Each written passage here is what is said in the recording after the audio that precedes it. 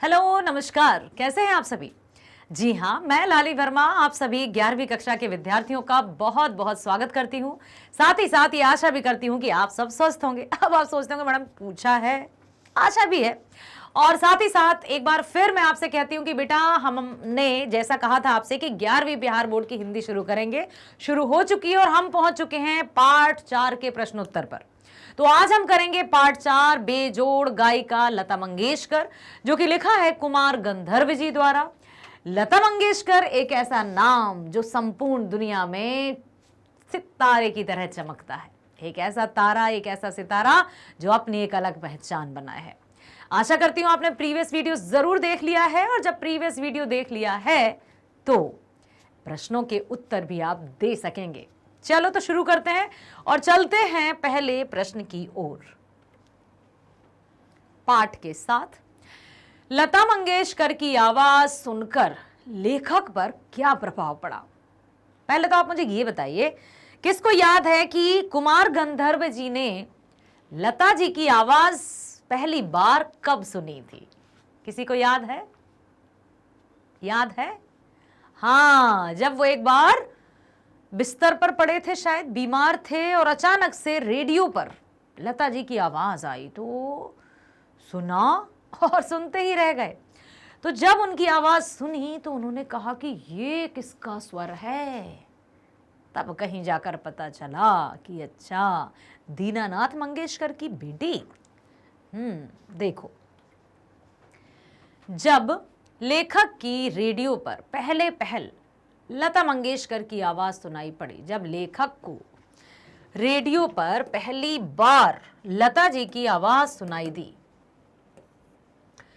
तो क्या हुआ? उन्हें उनके स्वर में एक दुर्निवार आकर्षक प्रतीत हुआ।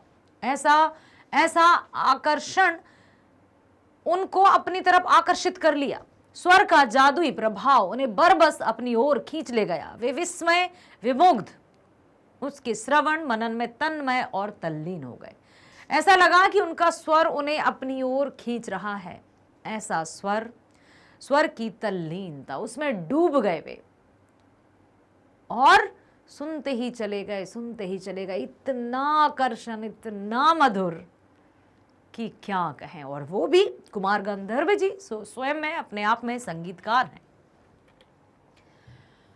लता मंगेशकर ने नई पीढ़ी के संगीत को संस्कारित किया है। संगीत की लोकप्रियता, उसका प्रसार और अभिरुचि के विकास का श्रेय लता को ही देना पड़ेगा। क्या आप इस कथन से सहमत हैं? यदि हाँ, तो अपना पक्ष प्रस्तुत करें। पहले तो मुझे आप ये बताएं कि प्रश्न समझ में आया बच्चों आपको? प्रश्न में पूछा गया है कि लता मंगेशकर ने नई पीढ़ी के संगीत को संस्कारित किया है। जो नई पीढ़ी है उसमें संगीत के गुणों का विकास हुआ है। पहले जब भी कोई गीत गुनगुनाए जाते थे, बहुत पहले, लता जी से पहले की हम बात कर रहे हैं, तो इतने सुर, लय और मधुरता के साथ कोई नहीं गुनगुनाता था। लेकिन लता जी के आने के बाद जब लोगों ने उनकी आवाज सुनी, उस आवाज में खो गए सब, और नई पीढ़ी को एक नया बेंचमार्क मिला, एक नया मानदंड स्थापित हुआ कि सुर किसे कहते हैं, स्वर कैसा होना चाहिए, गीत क्या होता है। समझ में आया कि गायन क्या होता है, संगीत क्या होता है, गायनपन, गीतपन, गानपन क्या होता है। तो हमारे विचार से तो लेखक का जो विचार है, एकदम हम उससे सहमत हैं कि हाँ, लता जी के आने के बाद नई पीढ़ी संगीत से संस्कारित हुई है। देखिए, प्रस्तुत पाठ में महान गायक और संगीत मनीषी कुमार गंधर्व जी प्रसिद्ध गायक भी रहे हैं, और साथ साथ संगीत मनीषी मतलब क्या होता है? विद्वान, जो संगीत के बारे में अच्छी खासी परख रखते हैं, जिन्हें संगीत क्या है इसकी परख है, इसकी जांच है। तो प्रस्तुत पाठ में गायक और संगीत मनीषी कुमार गंधर्व ने विलक्षण गायिका, स्वर साम्राज्ञी, विलक्षण गायिका मतलब जो सबसे अनोखी हो। विलक्षण गायिका, स्वर साम्राज्ञी, जैसे सम्राट, सम्राट का स्त्रीलिंग होता है साम्राज्ञी, तो स्वर साम्राज्ञी लता मंगेशकर की गान विद्या के विभिन्न पक्षों पर सूक्ष्मता पूर्वक विचार किया है। सूक्ष्मता पूर्वक मतलब बारीकी से, ऐसा नहीं है कि बस ऊपर ऊपर सुन लिया और सुनकर डिसीजन ले लिया कि बहुत अच्छा बहुत अच्छा बहुत अच्छा, बारीकी से कुछ पता ही नहीं। कुमार गंधर्व जी ने लता जी को बड़ी बारीकी से सुना, सूक्ष्मता से विचार किया और संगीत क्षेत्र में उनके अमूल्य योगदानों को उद्घाटित किया है कि संगीत के क्षेत्र में लता का योगदान सर्वोपरि है, ऐसा कुमार गंधर्व जी ने माना है। इस क्रम में उनका स्पष्ट अभिमत है कि अद्भुत और अपूर्व गायिका लता मंगेशकर जो हैं, अपूर्व गायिका लता मंगेशकर में नई पीढ़ी के संगीत को संस्कारित करने की क्षमता है और उन्होंने नई पीढ़ी के संगीत को संस्कारित किया है। उनकी लोकप्रियता, उनके प्रसार और जनरुचि के विकास का सर्वाधिक श्रेय उन्हीं को है कि संगीत के प्रति रुझान, संगीत के प्रति रुचि नई पीढ़ी में कैसे जागी। पहले तो कितना कोई संगीत से नहीं जुड़ता था, सिर्फ कुछ गिने चुने लोग ही संगीत से जुड़े रहते थे, लेकिन अब देखो घर घर में गायक मौजूद है। ये कहां से आया? कुमार गंधर्व जी ने यही माना है कि ये सब लता जी के गायन के बाद ही हुआ है। लेखक का उपर्युक्त मंतव्य जो उनकी मन की बात है हमें बिल्कुल सर्वथा सार्थक और समीचीन प्रतीत होती है कि उन्होंने जो भी कहा है वो एकदम सही है। यद्यपि लता से पहले भी अनेक अच्छी गायिकाएं हुई हैं। उन्होंने कहा है कुमार गंधर्व जी ने कि हम ये नहीं कह रहे हैं कि भाई लता मंगेशकर ही एकमात्र गायिका है, उनसे पहले भी कई गायिकाएं हुई हैं। उनमें नूरजहां जैसी श्रेष्ठ चित्रपट संगीत गायिका भी, पर लता के आगमन से चित्रपट संगीत की लोकप्रियता में अप्रत्याशित अभिवृद्धि हुई है। मतलब कहते ना, अरे भाई एक भजन सुना है आपने, मेरी झोली छोटी पड़ गई रे, इतना दिया मेरी माता। मतलब अप्रत्याशित, जिसकी प्रत्याशा आशा भी नहीं की थी, कल्पना भी नहीं की थी कि इतना कुछ हमें प्राप्त हो जाएगा, और वो हमें प्राप्त हुआ। तो चित्रपट संगीत की लोकप्रियता या उसके हम बात करें कि लता जी के आने के बाद चित्रपट संगीत की लोकप्रियता में अच्छी खासी अभिवृद्धि हुई है। साथ ही इससे शास्त्रीय संगीत के प्रति लोगों का दृष्टिकोण भी बदला, शास्त्रीय संगीत के प्रति भी लोगों का नजरिया बदला और चित्रपट संगीत के प्रति भी उनका रुझान बदला। क्योंकि पहले जब नूरजहां के बारे में भी कुमार गंधर्व जी ने बताया कि उनमें मादकता थी, लेकिन लता जी करुण, प्रेम, श्रृंगार रस से ओतप्रोत थी। उनकी आवाज, उनके स्वर। लता के संगीत के प्रभाव से नन्हे मुन्ने बच्चे भी अब स्वर में गाते गुनगुनाते हैं। कोई गीत, कोई गाना जो आपको पसंद हो मुझे बताइएगा।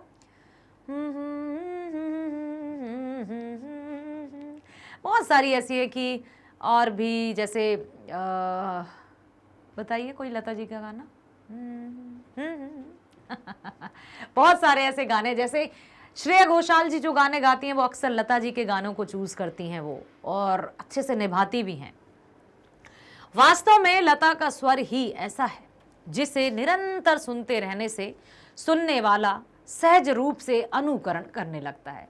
जिसने भी लता जी को एक बार सुन लिया ध्यान से, तो समझो वो उनको हमेशा सुनना चाहेगा, उनसे सीखते हैं, उनका अनुकरण करते हैं, इमिटेशन ग्रहण करते हैं कि हम भी ऐसे गाएंगे, हम भी ऐसे गुनगुनाएंगे। लता मंगेशकर ने चित्रपट संगीत को काफी ऊंचाई दी है, जिससे लोगों के कानों की सुंदर सुंदर स्वर लहरियां सुनाई पड़ रही हैं। संगीत के विविध प्रकारों से उनका परिचय, प्रेम बढ़ रहा है। साधारण लोगों में भी संगीत की सूक्ष्मता की समझ आ रही है। इन सारी बातों के लिए निसंदिग्ध रूप से लता मंगेशकर ही श्रेय की योग्य अधिकारिणी हैं। हाँ, हम कह सकते हैं कि नई पीढ़ी में संगीत के संस्कार लता जी के आने के बाद ही हुए हैं। नई पीढ़ी भी अब स्वर में गुनगुनाने लगी है। इसका कैसे हुआ? पहले तो ऐसा नहीं हुआ था। लता जी के गीतों को सुनने के बाद नई पीढ़ी में भी संगीत के प्रति प्रेम उत्पन्न हुआ, गीत गुनगुनाने की इच्छा जागृत हुई और अच्छा सुधार करने की, क्योंकि अब उनका अनुकरण करते हैं। ठीक है, उनका मतलब पद चिन्हों पर चलते हैं कि लता जी ने कैसा स्वर लिया है, कौन सा सुर लिया है। हम भी कोशिश करते हैं, लता जी के गानों को ध्यान से सुनते हैं, उन्हीं के साथ गुनगुनाने का प्रयास करते हैं। कह सकते हैं कि लता जी के आने से नई पीढ़ी में संगीत का संस्कार उत्पन्न हुआ। अगला है शास्त्रीय संगीत और चित्रपट संगीत में क्या अंतर है? आप दोनों में किसे बेहतर मानते हैं और क्यों? उत्तर दें। बहुत ही महत्वपूर्ण प्रश्न है। जब भी मैंने देखा है कि कक्षा 11वीं, हाँ बेटा एक और मैं बात बता दूं कि एनसीईआरटी सीबीएसई की जो पाठ्य पुस्तक है ना, आरोह भाग 1, उसमें भी यही पाठ शामिल है। जो आपके बिहार बोर्ड 11वीं में शामिल है ना, वो एनसीईआरटी में भी शामिल है यही पाठ। तो हमने जब पढ़ा और बच्चों के रुझान देखे, जब भी हमने परीक्षा प्रश्न पत्र देखे हैं, तो ये प्रश्न अक्सर पूछा जाता है कि चित्रपट संगीत और शास्त्रीय संगीत में अंतर क्या है। तो इसको ध्यान से सुनिए, समझिए, क्योंकि हमें भी जानना है कि हाँ, शास्त्रीय संगीत और चित्रपट संगीत में अंतर क्या है, किन गुणों और विशेषताओं के कारण इनको अलग रखा गया है। तो आइए देखते हैं। महान गायक एवं संगीत मनीषी कुमार गंधर्व ने शास्त्रीय संगीत और चित्रपट संगीत पार्थक्य माना है और दोनों की पारस्परिक तुलना को निरर्थक एवं निस्सार बताया है कि इन दोनों की तुलना नहीं की जा सकती। शास्त्रीय संगीत अलग है, चित्रपट संगीत अलग है। हम कैसे इनकी तुलना कर सकते हैं? वो अपने आप में पूर्ण है शास्त्रीय संगीत, चित्रपट संगीत अपने आप में पूर्ण है, तो हम इसकी तुलना क्यों करें? लेकिन फिर भी हमें इनके बारे में पता होना चाहिए कि ये क्या है। ठीक है, तुलना ना करें, लेकिन हमें पता तो हो कि शास्त्रीय संगीत किसे कहते हैं या चित्रपट संगीत किसे कहते हैं। तो शास्त्रीय संगीत का स्थायी भाव जहां गंभीरता है। अब देखो शास्त्रीय संगीत क्या है। शास्त्रीय संगीत का स्थायी भाव मतलब जो प्रारंभिक अवस्था है वो क्या है? गंभीरता। किसमें? शास्त्रीय संगीत में प्रारंभिक अवस्था स्थायी भाव गंभीरता है। वहीं जलदय और चपलता चित्रपट संगीत का मुख्य गुण है। शास्त्रीय संगीत में गंभीरता है, ठीक है, बिल्कुल गंभीरता के साथ, उसमें कोई हंसी मजाक नहीं, कोई चंचलता नहीं, कोई चपलता नहीं। जबकि चित्रपट संगीत में चंचलता है, चपलता है। ठीक है, चित्रपट संगीत का ताल जहां प्राथमिक अवस्था का ताल होता है, जहां शास्त्रीय संगीत में ताल अपने परिष्कृत विद्यमान होता है। जैसे यदि चित्रपट संगीत की हम बात करें तो उसका ताल प्राथमिक अवस्था का होता है, शुरुआत, लेकिन शास्त्रीय संगीत में परिष्कृत होता है, ताल अपने आप में बहुत हाई, पूरा परिष्कृत। ठीक है, तो मुख्य गुण क्या पता चले हमें कि शास्त्रीय संगीत गंभीरता है इसका स्थायी भाव, जबकि चित्रपट संगीत में चंचलता है, चपलता है। चित्रपट में आधे तालों का उपयोग किया जाता है। चित्रपट संगीत में आधे ताल, समझते ना, सुर ताल लय, तो चित्रपट संगीत में आधे तालों का प्रयोग या उपयोग किया जाता है। उसकी लयकारी अपेक्षाकृत आसान भी होती है। चित्रपट संगीत की जो लय होती है, जो राइम जिसको हम कहते हैं, वो आसान होती है। इस प्रकार शास्त्रीय संगीत जहां नियमानुरूपता में संगीत की उच्च एवं गंभीर अवस्था से संबंध रखता है। शास्त्रीय संगीत किससे संबंध रखता है? संगीत की उच्च एवं गंभीर अवस्था से संबंध रखता है शास्त्रीय संगीत। ठीक है, वहीं चित्रपट संगीत संभावित उन्मुक्तता में विचरण करता है, स्वतंत्र, स्वच्छंद, चंचलता, चपलता, हंसी मजाक, प्रेम, ये सब कुछ रहता है किसमें? चित्रपट संगीत में। लेकिन शास्त्रीय संगीत हमेशा गंभीरता में लिए हुए होता है, उसमें कोई हंसी मजाक नहीं रहता, कोई चंचलता नहीं रहती। समझ में आया? अगला प्रश्न है, चित्रपट संगीत ने लोगों के कान बिगाड़े नहीं सुधारे हैं। इस संबंध में आपके क्या विचार हैं? क्योंकि लोगों का मत है कि चित्रपट संगीत ने तो लोगों के कान बिगाड़ दिए हैं, लेकिन कुमार गंधर्व जी क्या कहते हैं? कुमार गंधर्व जी कहते हैं कि चित्रपट संगीत ने लोगों के कान बिगाड़े नहीं हैं, सुधारे हैं। क्या आपके क्या विचार हैं? देखो, कुमार गंधर्व की राय और मेरी राय एक जैसी है। अच्छा, आपकी राय क्या है? क्या आपको लगता है कि चित्रपट संगीत ने लोगों के कान बिगाड़ दिए हैं? कुमार गंधर्व की राय और मेरी राय एक जैसी है। शास्त्रीय संगीतकार कहते हैं कि चित्रपट संगीत ने लोगों के कान बिगाड़ दिए। कौन कहते हैं ये? शास्त्रीय संगीतकार। क्यों? क्योंकि उनका जो स्थायी भाव है वो है गंभीरता, और वहीं दूसरी तरफ हम देखें चित्रपट संगीत तो वहां चंचलता है, प्रेम है, करुणा है, ये सब है। तो शास्त्रीय संगीतकार कहते हैं कि चित्रपट संगीत ने लोगों के कान बिगाड़ दिए, लेकिन कुमार गंधर्व जी ने उसका खंडन किया है। उन्हें अब शास्त्रीय संगीत नहीं भाता। कुमार गंधर्व इस बारे में विपरीत ख्याल रखते हैं। उनका मानना है कि चित्रपट संगीत ने लोगों के कान बिगाड़े नहीं हैं, बल्कि कानों में सुधार किया है। कुमार गंधर्व ने कहा भी सही है, चित्रपट संगीत ने लोगों की संगीत के प्रति रुचि बढ़ाई है। पहले इतना अधिक लोग संगीत से नहीं जुड़ते थे। शास्त्रीय संगीत, जैसे मैं ये नहीं कहूंगी कि भाई मुझे शास्त्रीय संगीत पसंद नहीं है, लेकिन मैं कहूंगी कि मुझे समझ ही नहीं है कि मैं समझ सकूं शास्त्रीय संगीत को। हाँ, उनकी मुर्कियां, जब वो आलाप लिया जाता है, कुछ कुछ जो गीत होते हैं चकित कर देते हैं कि बाप रे क्या हो रहा है, ये नहीं कर पाएंगे हम, ऐसा लगता है। लेकिन चित्रपट संगीत कहीं ना कहीं हम उन गीतों को गुनगुनाने लगते हैं। हर एक के मन में गीत संगीत बसने लगा है। किसके माध्यम से? चित्रपट संगीत के माध्यम से। तो कुमार गंधर्व जी ने यही कहा है कि चित्रपट संगीत ने लोगों के कानों में सुधार किया है। यह भी कहा है कि चित्रपट संगीत ने लोगों की संगीत के प्रति रुचि भी तो बढ़ाई है। संगीत से जुड़ रहे हैं अधिक से अधिक लोग, पहले नहीं जुड़ते थे। हम भी यही मानते हैं। भारतीय फिल्मों ने संगीत को नए आयाम दिए हैं। हर वर्ग के लोगों के दिलों में ये छाए हैं। आज फिल्मों में निर्माता इन्हें बेचकर ही मुनाफा कमा रहे हैं। इससे पता चलता है कि लोगों की संगीत के प्रति कितनी रुचि बढ़ गई है। सबके सब गीत, गायन, सुर, ताल और संगीत से जुड़ गए। हर एक व्यक्ति, यदि देखें ना, 100 में से हर एक व्यक्ति के बाद हर दूसरा व्यक्ति संगीत से जुड़ा हुआ है। किसकी सहायता से?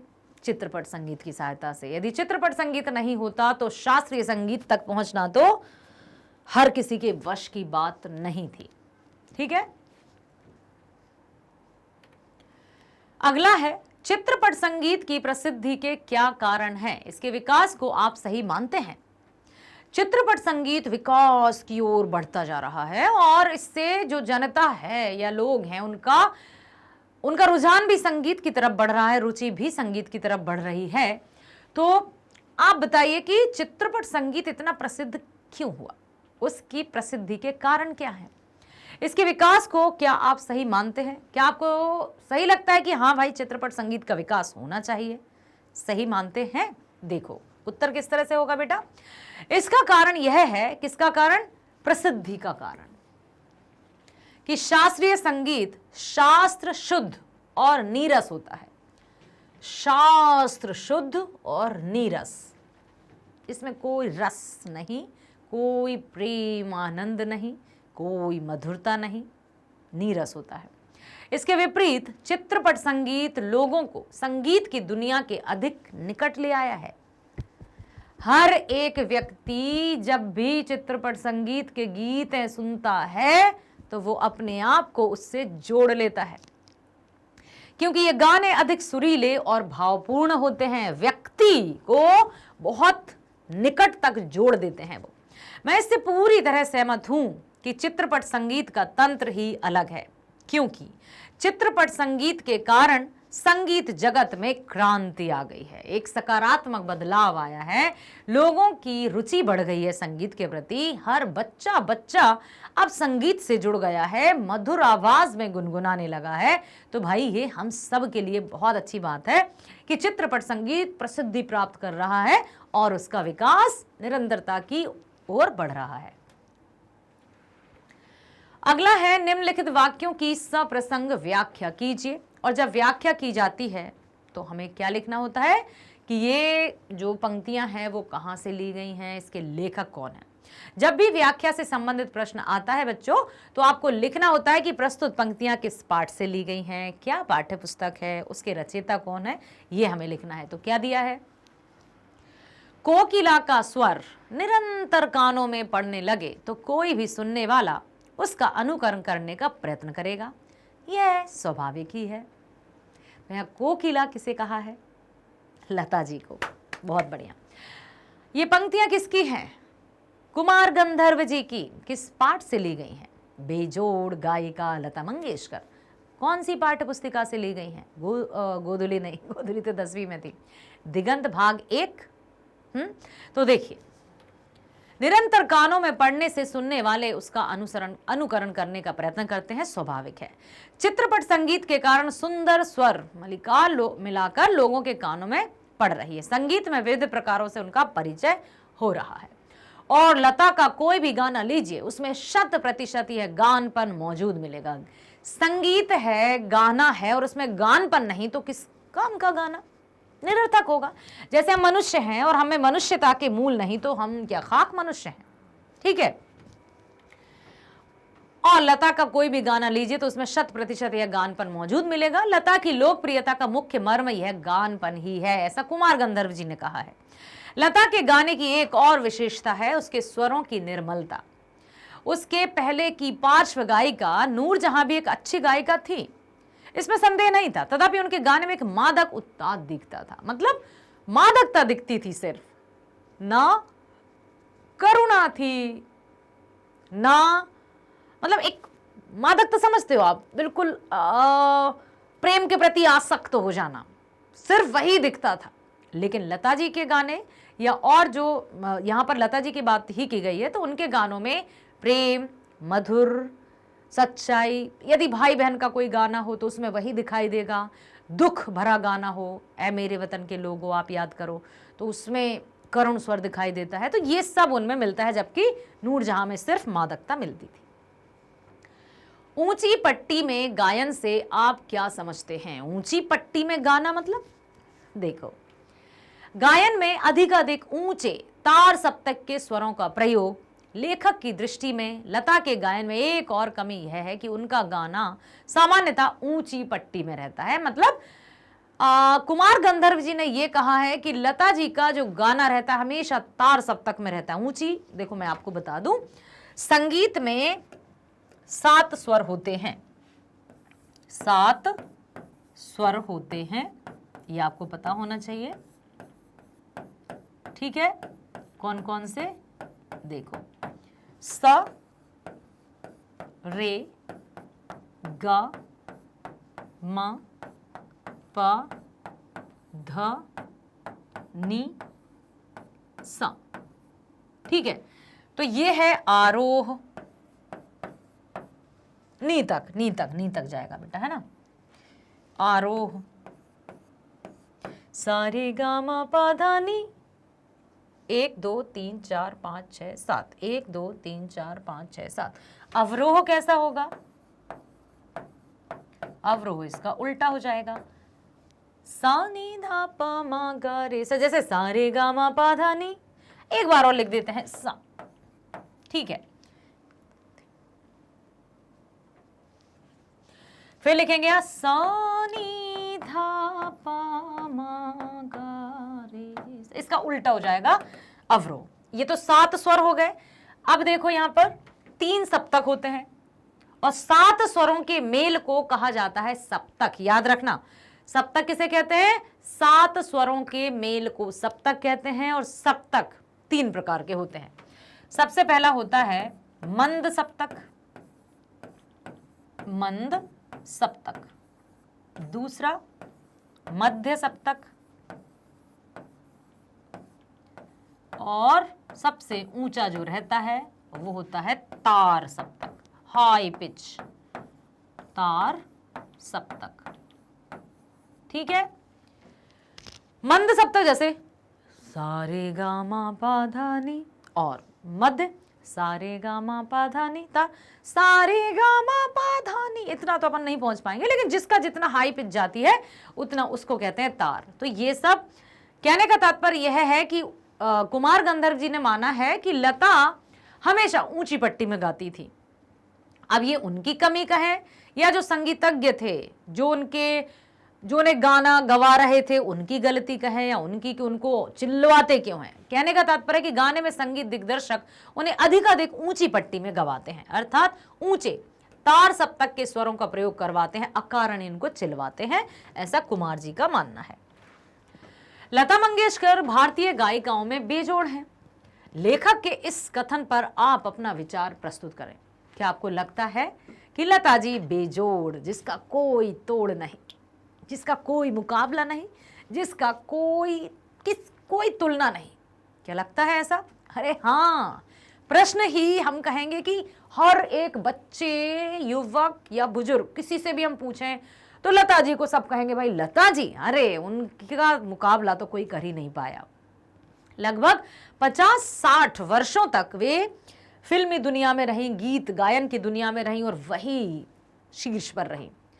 इतने लंबे समय तक शीर्ष पर भला कौन रह सकता है, क्योंकि एक के आने के बाद दूसरा अपने आप नीचे चला जाता है। लेकिन लता जी अपने 80-85 की उम्र में और जितना उन्होंने 50-60 वर्ष गाया वो हमेशा शीर्ष पर ही रहीं। तो लता मंगेशकर भारतीय गायिकाओं में बेजोड़ हैं। लेखक के इस कथन पर आप अपने विचार प्रस्तुत करें। तो देखिए बेटा, साधारण प्रकार के लोगों को भी उसकी सूक्ष्मता समझ में आने लगी है। किसकी? गायन की। इन सब का श्रेय लता को है। संगीत के प्रति लोगों का रुझान बढ़ रहा है, लोगों की रुचि बढ़ रही है। इस प्रकार उसने नई पीढ़ी के संगीत को संस्कारित किया है। कुमार गंधर्व जी का यही मानना है और सामान्य मनुष्य में संगीत विषयक अभिरुचि पैदा करने में बड़ा हाथ बटाया है।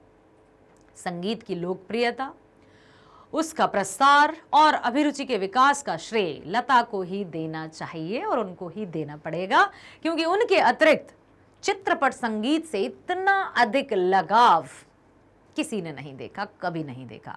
उनके आने के बाद ही बच्चा बच्चा भी सुर ताल लय में गुनगुनाने लगा है। एक संगीत का एक नए संस्कार उन्होंने पैदा किए। गानपन से क्या आशय है, इसे किस तरह अभ्यास से पाया जा सकता है? आपके मन में भी प्रश्न आया होगा कि गानपन क्या है भाई?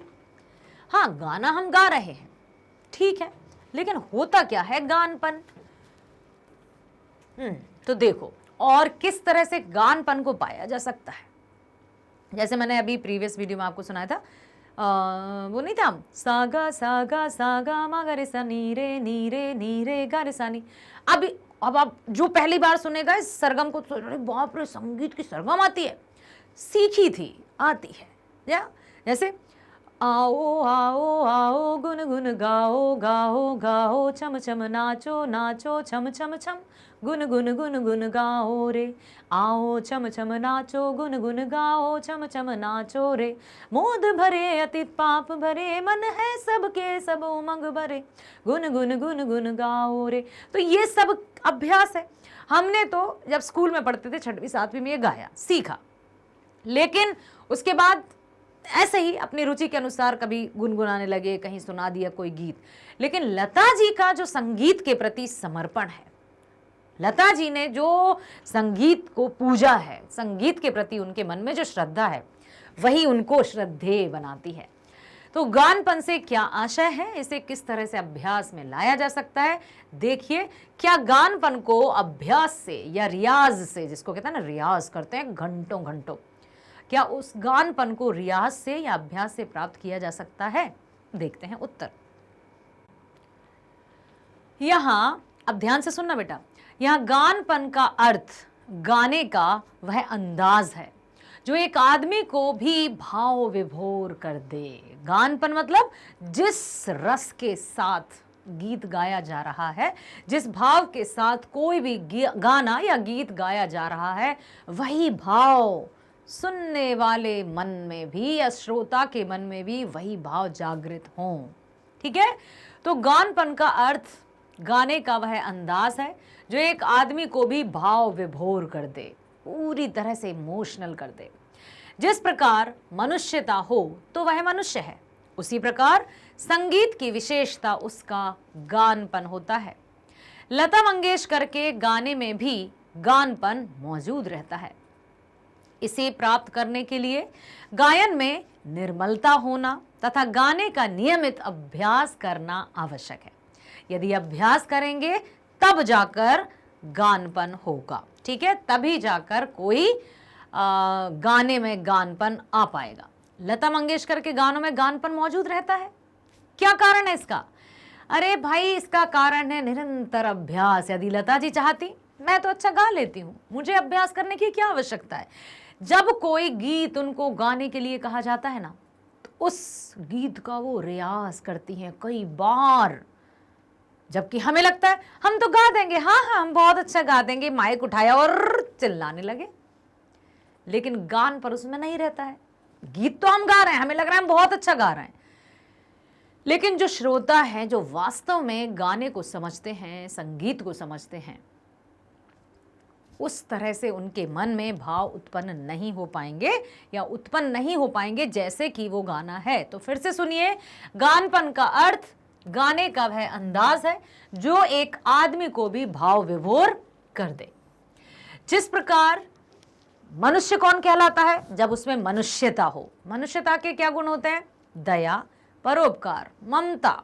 ठीक है, ये सारी चीजें हैं। यदि ये भाव मनुष्य में उपस्थित हैं तभी वो मनुष्य कहलाता है। ठीक उसी प्रकार संगीत की जो विशेषता है उसका गानपन होता है। कि संगीत, कोई कहे आप संगीत जानते हैं, हम कहेंगे हाँ जानते हैं ना। अरे भैया, सिर्फ जानने का तात्पर्य ये नहीं कि हम सारे गामा पाधा निसा जानते हैं। संगीत का अर्थ, संगीत का मूल गानपन होता है। लता मंगेशकर के गानों में गानपन मौजूद रहता है। इसे प्राप्त करने के लिए गायन में निर्मलता, निर्मलता मतलब पूरी तरह से पवित्रता, स्वच्छता, कि न्याय के साथ कोई भी गीत यदि गाया जा रहा है तो उसके साथ न्याय किया जाए। प्रेम रस है, श्रृंगार रस है तो श्रृंगार रस में डूब जाए व्यक्ति। यदि करुण रस है तो अनायास ही उसकी आंखों से अनगढ़ आंसू आने लगते हैं। ये है गानपन, कि जिस भाव के साथ गाया जाता है वही भाव श्रोता के मन में भी उत्पन्न हो जाते हैं। ठीक है, और इसके गानपन कैसे आएगा? निरंतर अभ्यास करने से ही गानपन आ सकता है। अब अगला प्रश्न है, संगीत का क्षेत्र ही विस्तीर्ण है, वहां अब तक अलक्षित, असंशोधित और अदृष्टपूर्व ऐसा खूब बड़ा प्रांत है, तथापि बड़े जोश से इसकी खोज और उपयोग चित्रपट के लोग करते चले आ रहे हैं। इस कथन को वर्तमान फिल्मी संगीत के संदर्भ में स्पष्ट कीजिए कि संगीत का क्षेत्र ही विस्तीर्ण है। संगीत कोई छोटा नहीं है, संगीत का अर्थ संकुचित नहीं है, संगीत का अर्थ तो इसका क्षेत्र तो इतना विस्तीर्ण है कि जहां तक दृष्टि फैलाओ वहां संगीत है। समझ रहे हैं? जैसे समुद्र, सागर, जहां तक हम नजरें दौड़ाएंगे वहीं पर जल ही जल, जलमग्न दिखाई देता है। संगीत भी ऐसा ही है। अब देखिए, इसमें लिखा है बड़े जोश से इसकी खोज और उपयोग चित्रपट के लोग करते चले आ रहे हैं। इस कथन को वर्तमान फिल्मी संगीत के संदर्भ में स्पष्ट कीजिए। वर्तमान फिल्म, बिल्कुल सत्य बात है कि संगीत का क्षेत्र विस्तीर्ण क्षेत्र है। भारतीय परंपरा में तो यह जैसे रचा बसा है। संगीत, जैसे हम अपनी बात करें, मान लीजिए हम किचन में हैं, कोई गाना आ रहा है और यदि हमारे मन तक पहुंच गया तो हम वहीं रोटी भी बड़े झूम झूम के बनाने लगेंगे, बर्तन भी बड़े झूम झूम कर साफ करने लगेंगे। तो संगीत में वो जादू है कि वो अपने आप हमें अपनी ओर आकर्षित कर लेता है। ठीक है, तो इसकी छाप भारतीय फिल्मों में देखी जा सकती है। वहां की कोई फिल्म बिना गाने के पूरी ही नहीं होती है। विदेशी फिल्मों की तरह प्रयास किए गए कि हिंदी फिल्म बिना गानों के बनाए जाए, पर ऐसा हो नहीं पाया, क्योंकि बिना गाने के फिल्म को किसी ने पसंद ही नहीं किया। कोई देखने ही नहीं गया। आज भी हमारी फिल्मों में शास्त्रीय संगीत की छाप मिलती है। यह परंपरा आज की नहीं है बल्कि वर्षों पुरानी है। इसमें विभिन्न प्रकार के प्रयोग करते हैं संगीतकार, बड़े सोच समझकर कहानी कथानक से जोड़कर गानों का प्रयोग करते हैं। और जब गाने फिल्म में नहीं होंगे तो दर्शक नहीं देखता, बोर महसूस करता है। जब गाने होते हैं तभी उसमें मजा आता है, आनंद की अनुभूति होती है। ठीक है। चित्रपट शास्त्रीय संगीत की गंभीरता के स्थान पर लय तथा चपलता को स्थान देते हैं। अब चित्रपट मतलब फिल्मों की बात की जा रही है, जो चित्र पर्दे पर दिखाए जाते हैं। चित्रपट, पट मतलब समझते हो, पर्दा, बड़े पर्दे पर, छोटे पर्दे पर, बड़ा पर्दा टॉकी, छोटा पर्दा टेलीविजन। ठीक है। तो चित्रपट शास्त्रीय संगीत की गंभीरता के स्थान पर, शास्त्रीय संगीत किसी किसी फिल्मों में तो शास्त्रीय संगीत की थोड़ी सी झलक मिल जाती है, लेकिन मुख्य रूप से देखा जाए तो ये शास्त्रीय संगीत की गंभीरता के स्थान पर लय तथा चपलता को स्थान देते हैं। मतलब चित्रपट संगीत जिसे कहा है। शास्त्रीय संगीत में ताल का परिष्कृत तथा शुद्ध रूप देखने को मिलता है। चित्रपट में ऐसा नहीं होता, वहां आधे तालों का ही प्रयोग किया जाता है। इस कारण इसे आम व्यक्ति भी थोड़े प्रयास से गा सकता है।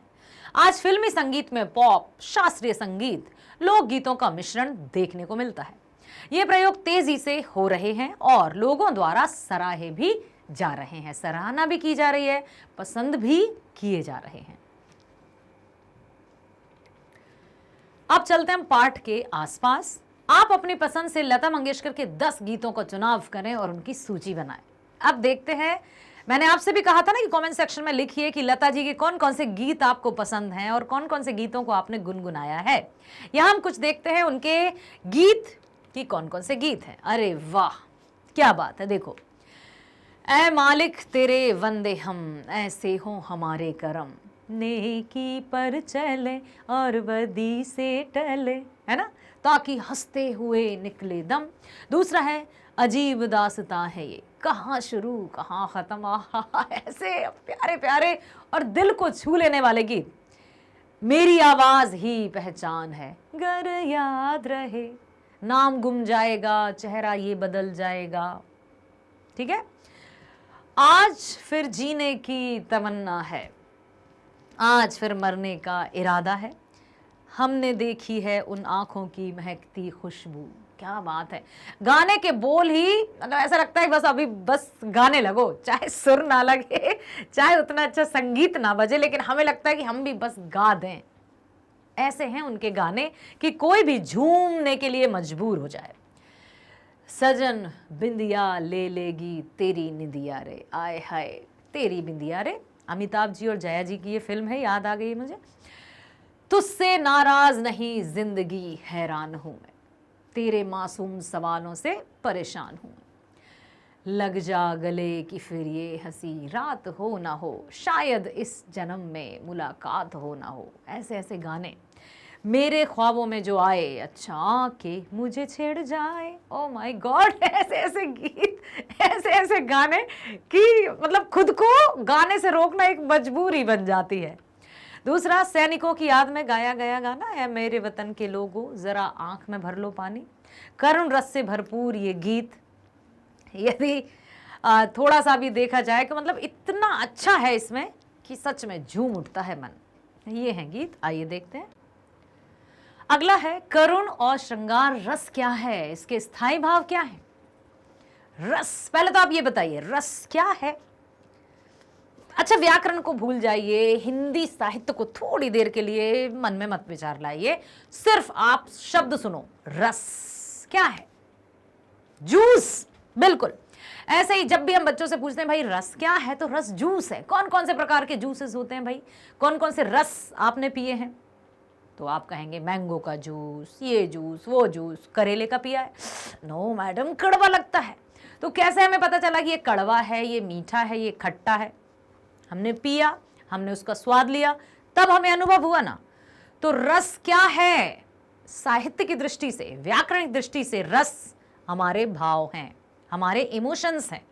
तो ये जो है करुण और श्रृंगार, करुण मतलब दुख, शोक, श्रृंगार मतलब प्रेम। ठीक है, तो देखिए यहां पर करुण रस, इसका स्थायी भाव शोक होता है। इस रस में किसी अपने का विनाश या अपने का वियोग, द्रव्य नाश एवं प्रेमी से सदैव विछुड़ जाने या दूर चले जाने से जो दुख या वेदना उत्पन्न होती है उसे करुण रस कहते हैं। यद्यपि वियोग श्रृंगार रस में दुख का अनुभव होता है, लेकिन वहां पर दूर जाने वाले से पुनः मिलन की आशा भी बंधी रहती है। तो श्रृंगार रस के दो भेद भी होते हैं, कौन कौन सा? संयोग श्रृंगार और वियोग श्रृंगार। संयोग श्रृंगार मतलब मिलन, प्रेमी और प्रेमिका, नायक और नायिका, राधा और कृष्ण, राम और सीता, संयोग श्रृंगार। जब बिछड़ गए तो वियोग श्रृंगार। ठीक है, ये होते हैं। लता मंगेशकर का परिवार संगीत से पूरी तरह से जुड़ा हुआ है। उनके परिवार के अन्य सदस्यों के बारे में जानकारी प्राप्त कीजिए।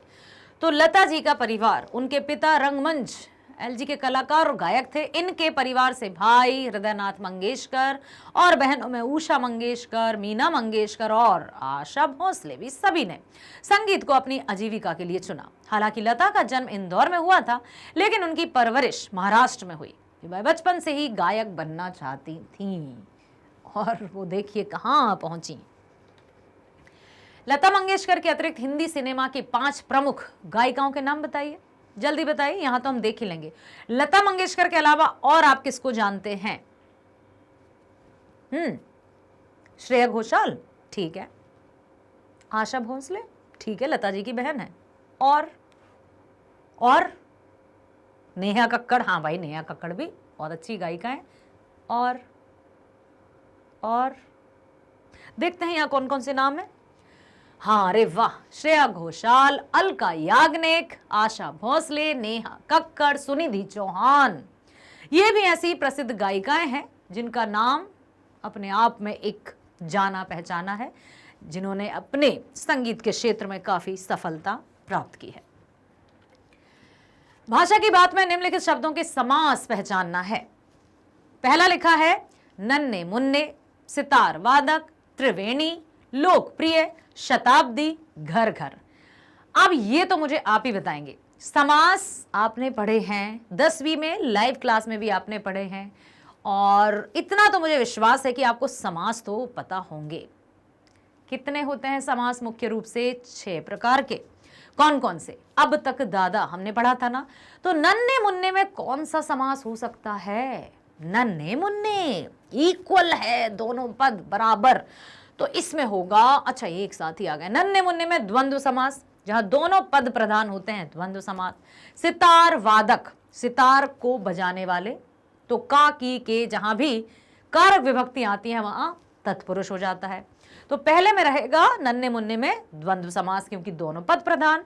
सितार वादक, जब हम इसका विग्रह करेंगे तो सितार को बजाने वाला, तो तत्पुरुष हो जाएगा। त्रिवेणी द्विगु, क्योंकि 3 वेणियों का समूह, जहां प्रथम पूर्व पद संख्यावाचक वहां द्विगु समास, जहां दोनों पद बराबर द्वंद्व समास, जहां कारक विभक्ति का प्रयोग तत्पुरुष, जहां प्रथम पद संख्यावाचक द्विगु। लोकप्रिय, फिर लोक में प्रिय, तो में पर ये क्या है? कारक विभक्ति, इसलिए ये भी तत्पुरुष। शताब्दी द्विगु समास, क्यों? 100, शताब्दी मतलब 100 वर्षों का, तो यहां संख्या आ गई, इसलिए द्विगु समास। घर घर, फिर पुनः द्वंद्व समास। ठीक है, इस तरह से आप पहचान सकते हैं। निम्नलिखित शब्दों में कौन से उपसर्ग हैं? भैया उपसर्ग तो आप बताओ, सबको पता है, बहुत छोटी क्लास से आप पढ़ते आ रहे हैं। उपसर्ग अर्थात वे शब्दांश जो मूल शब्द से पूर्व या पहले लगकर एक नए शब्द का निर्माण करते हैं, और प्रत्यय अर्थात जो पीछे लगकर नए शब्द का निर्माण करते हैं। तो उपसर्ग अद्वितीय, सुप्रसिद्ध, अभिरुचि, संपूर्ण, सुसंगत, नवनिर्मित, प्रतिध्वनि, अलक्षित।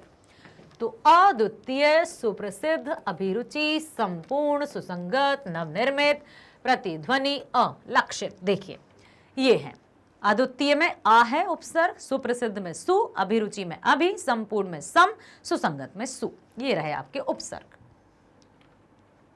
नवनिर्मित नव, प्रतिध्वनि प्रति, और अलक्षित में अ।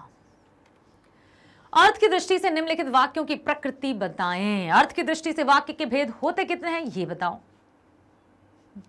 8। Very good. कौन कौन से हो सकता है?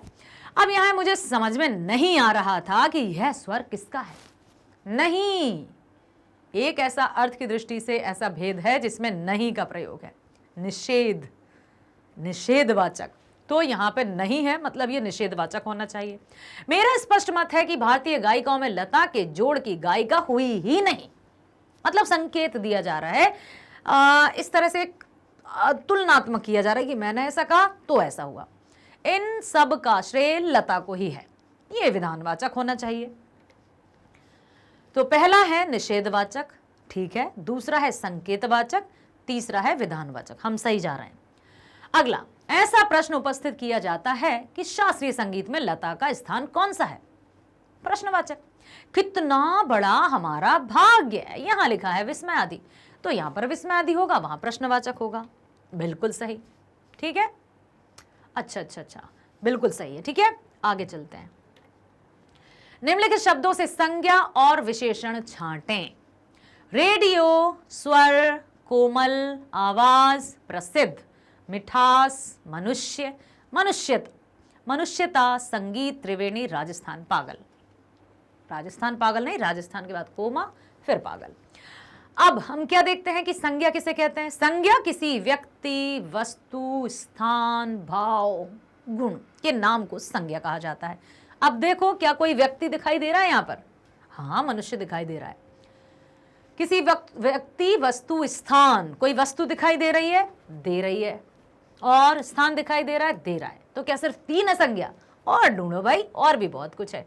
आवाज, ठीक है, संगीत, स्वर, ये सब आएंगे संज्ञा में। देखो संज्ञा क्या क्या है? रेडियो, मनुष्य, राजस्थान, आवाज, स्वर, पागल, त्रिवेणी, ये भी तो नदी का नाम है ना, त्रिवेणी संगम, संगीत, ये सब संज्ञा के अंतर्गत आएंगे।